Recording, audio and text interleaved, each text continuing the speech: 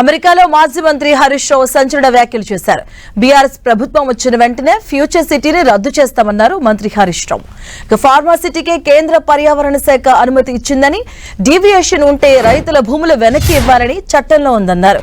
Pharma సిటీని కొనసాగిస్తున్నామని రేవంత్ సర్కార్ కోర్టుకు తెలిపిందని, అయితే ఫార్మా సిటీకి 25%, మిగతా 75% వ్యాపారం కోసం డ్రామా చేస్తున్నారని హరీష్ రావు విమర్శించారు.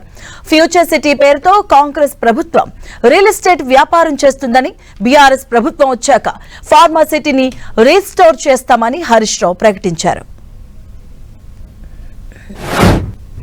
హైకోర్టుకు చెప్పాల్సి అఫిడవిట్ లో we have not cancelled the pharma city, we are continuing the pharma city అంటున్నారు.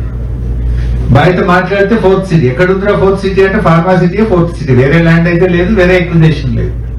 కోర్టుకు వచ్చేసరికి we are continuing, we are going ahead with pharma city అంటున్నారు. అందువల్ల టెక్నికల్ గా వాళ్ళు చేయలేరు.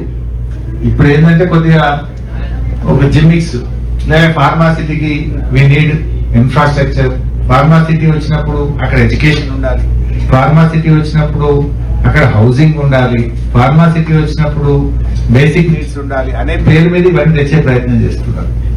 కానీ అది 75 ఉండి ఇది 25 ఉండాలి. కానీ వీళ్ళు 25 ఫార్మా పెట్టి 75 దీన్ని తీసుకొస్తామని ఒక రియల్ ఎస్టేట్ వ్యాపారం చేద్దామని ఆలోచన చేస్తా ఉన్నారు. రేపు బీఆర్ఎస్ వచ్చిన తర్వాత వీళ్ళ ఫ్యూచర్ సిటీ, గీచర్ సిటీ అన్ని రద్దు చేస్తాం. అక్కడ యాజ్ ఇట్ ఈస్ ఫార్మా సిటీని రిస్టోర్ చేస్తాం.